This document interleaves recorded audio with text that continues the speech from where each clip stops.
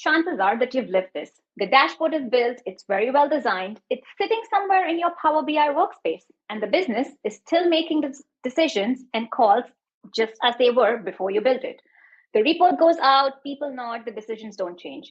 That's the last mile of analytics, the gap between having data and making decisions. I'm Arti, the content marketing lead at Zebra BI. And today with me, I have my favorite colleague. Hey, my name is Mattia. I'm the demand gen lead at Zebra BI. And as Arti said, this is the third and the final webinar in our last mile analytics series. So let's start with the four questions test. So this is the test that you need to ask yourself for every report that you build. Any report that cannot answer all four of these questions cannot drive a decision. So question one is my performance good or bad? Question two is, to what extent? Question three is, why is it good or bad? And the fourth one, the most important one in my opinion, is what are we going to do about it?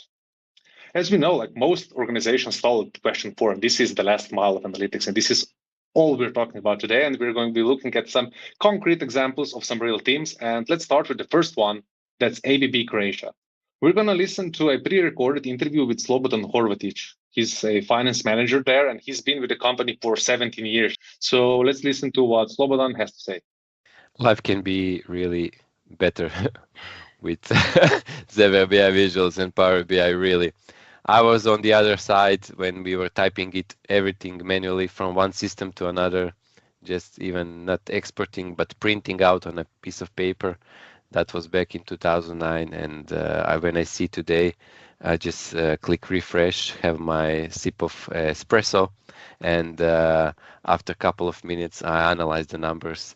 And within maybe an hour or two, I can analyze all of the business lines, all of the products, profitability, sales, everything on a monthly basis. It's really effortless.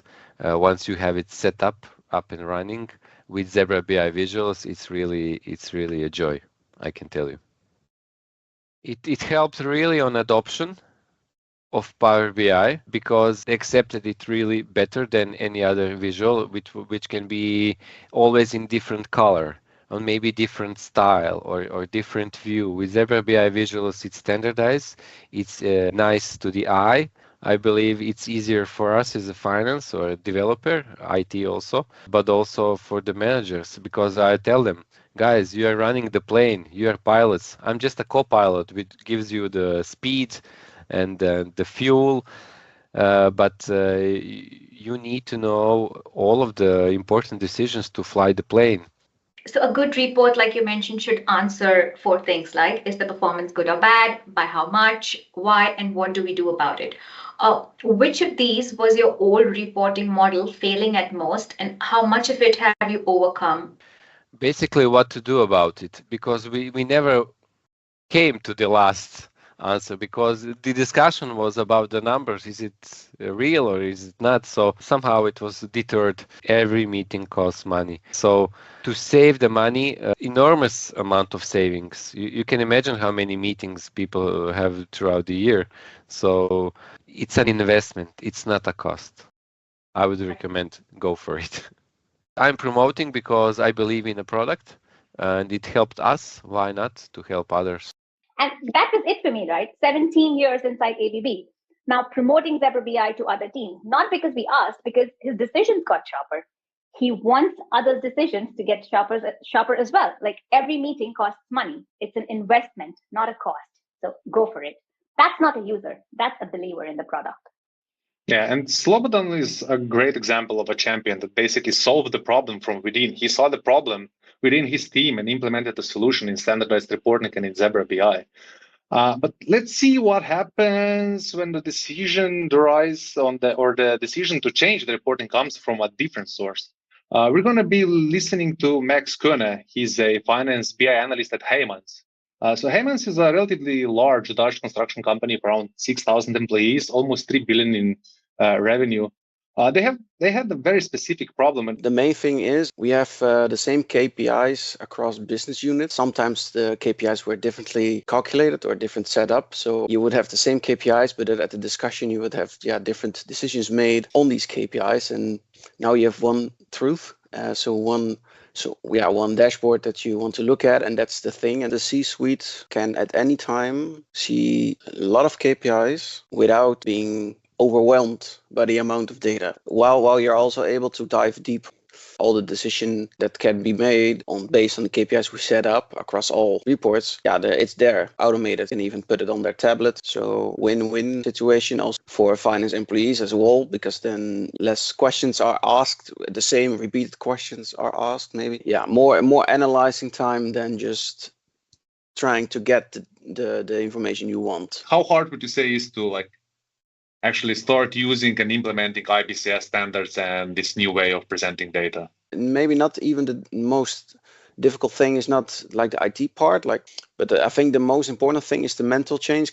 It's always the question, right? Who wants to change? Everyone, but who wants to put the effort to change? That's always rather not really enthusiastic. So what I took away from Max's conversation was that a unified language across the company, right? One dashboard that everyone looks at the same way. Same KPIs, same layout, same story, every meeting. This is the one that I keep coming back to. The most important thing is mental change, he said. He's not talking about Power BI. He's not talking about a visual. He's talking about how executives think about data. Everyone says that they want to be data driven. Very few rewire the meeting to actually do it. Max's team did it, and that's why it stuck. That's the last mile. So we have one last example, and now we're going to listen to Robert Anschutz. He's a business excellence lead at Ipsen Pharma. So what his team did a bit differently is they focused on cross-functional language and how teams communicate with each other. They haven't implemented the solution just in finance, but they did it across the company to make sure that everyone speaks the same language, regardless of which department they come from. My team, or the strategic business excellence team, we use it. It's basically the backbone of our work. Every analysis that is being done is done in Power BI. It's done via Zebra BI, right? And we support the whole company with insights that we derive from Zebra BI. Now let's go to other departments, right? So if we look at marketing, they have specific reports and they use it as well, right? And also Salesforce. And again, they basically want to know how is their territory evolving, right? What is happening there? And they use Zebra BI, or they use Power BI and then Zebra BI to basically get a good analysis of what is happening in the market. And then out of that, they want to see that, or they derive, okay, I need to act here and I need to act there, right? And they do that independent of my team, so of the business excellence team, right? They have learned to work it with themselves. They enjoy it, and it just offers them a lot of value. Let us take a normal example, and that is about sales or a market share drop. We see at a glance, all right, market share dropped, right? So we now have to ask ourselves, where does that come from, right? So based on the data that we have different variables that could potentially explain it. So what we do is we use dimensions in Zebra BI, and then basically just expand what we look at. We look at the territory level. We look at hospital versus retail setting. We look at the types of insurances that there are to find out where do we actually lose market share, so that on a national level we lose. You know, in rare disease, every patient every patient counts. Super important, you know, to make sure that the HCPs are fully informed. We need data, right? We need the insights, and if we have a way to better analyze the data to generate insights from it, that also means that patients get life-saving treatments, life-improving treatments at an earlier point of time, right? So it directly affects them, and that's basically also the motivation for our daily work. So now from an intern to an executive, they're all looking at the same KPIs, same colors, speaking the same language. The decision-making literacy has improved across 6,000 people. And that to me is phenomenal. Not like a reporting upgrade he's talking about, right? Because that's patients getting life-improving treatment sooner, like insights to decisions to outcome. And that's what real BI is for. I couldn't agree more. So we basically saw three different companies with three different paths with the same destination. So they all had to bridge the last gap, the last mile gap in analytics, and they did it a bit differently. So in ABB, it was an individual champion. It was Slobodan from within. He saw the need to change, and he made sure that they made a change. With Heijmans, it was a bit different, where the leadership team, the C-suite, couldn't really get to decisions, couldn't really get the answers. So they basically said, listen, guys, you need to change this. And they did change. They standardized the reporting across all departments, and all 7 teams now speak the same language. And with Ipsen, it was cross-functional. So regardless of where each member comes from within the team, they all speak the same language. They all understand the same dashboards, and they can all make decisions based on the reports, regardless of who's at the meeting. Yeah, and we've seen the testimonials, and we understand the theory already from the first 2 webinars. But I think it's time to look at some real examples how you can do that within your company. So I'm gonna hand it over to Tina, who's going to show you how to take a bad report, like one that cannot answer those 4 questions that we've mentioned from start to finish, and what to do to turn it into a good report. Thank you guys for a great discussion. Now I'm going to continue with a bit more practical part of this webinar, where I'm going to show you some best practices in the sense of how to structure the reports and how to show information in the way that it will really drive action. And let's do the so-called 4-question insight test. And these are actually a few really basic questions, like, is our performance good or bad? How good, how bad are we doing? Now, if we look at this report, actually, it's impossible to answer those really basic questions. So we do have those really important KPIs in the top left corner, but at the end, we are missing context. So we simply don't know what is the performance of our revenue, cost, gross profit, and so on. Now, let's have a look at this example. This is redesigned on exactly the same data. So underlying data is exactly the same, but we are using different approach. Even the report itself, it follows like a nice pattern. We have top level KPIs at the top, and we can immediately see, what is the actual performance of those KPIs. So we have the variances out of the box. We can immediately see whether or not we are below or above the plan or forecast on each single KPI.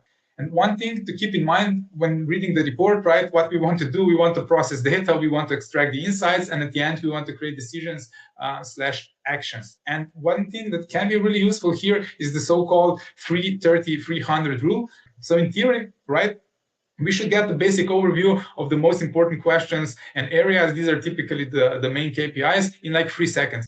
But then, of course, we don't want to stop there. Typically, we want to go a bit deeper. And here, the 30 part would come in, right? It's all about like filtering and zooming in more into the specific patterns, either, specific periods or maybe specific categories. But then typically, right, we want to go even deeper, then go even a few steps below that, and really analyze underlying reason really in details. Now, typically that goes beyond the overview page. It's typically related to the whole structure of the report, that in theory, this should follow this logic from top level informations down to much more detailed insights. Let me wrap up my part with a quick demonstration of Zebra AI, because it's a great tool and it brings additional capabilities in the sense of analyzing data without like deep analytical knowledge, right? And I'm just going to simply upload the file that I was using on the previous example. Now, what is happening in the background, right? This data is being processed, uploaded, and this is just like the first draft. Now I will organize it slightly differently. Maybe I will put this in the left corner. So the top level KPIs, let's leave them here. Let's maybe reorganize this chart. Let's make it a bit bigger so that we will have more insights. And let's maybe add additional visual. So I want to basically create AC versus PL comparison by products. Let me just press enter. Now this visual will be generated and it's added to the dashboard. But the point I'm trying to make, right, even though we switch the tool, we still have the same, standardized approach in how informations are being presented. And going back to the context of analyzing underlying reasons and so on, let's say I want to understand below the plan performance for the baby care. I can just continue this discussion, explain below the plan performance in baby care. I will just press enter. And again, what is happening in the background is deeper analysis of that. Okay, let's check the results. What we can see is kind of the overview of everything, also the thought process behind this explaining details. And then we have explanation of, what was contributing from product category perspective to the below the plan performance of the specific unit that I mentioned at the beginning. Thanks, Tine. That was super actionable. I hope everyone got some real insights on how you can implement this on your own reports.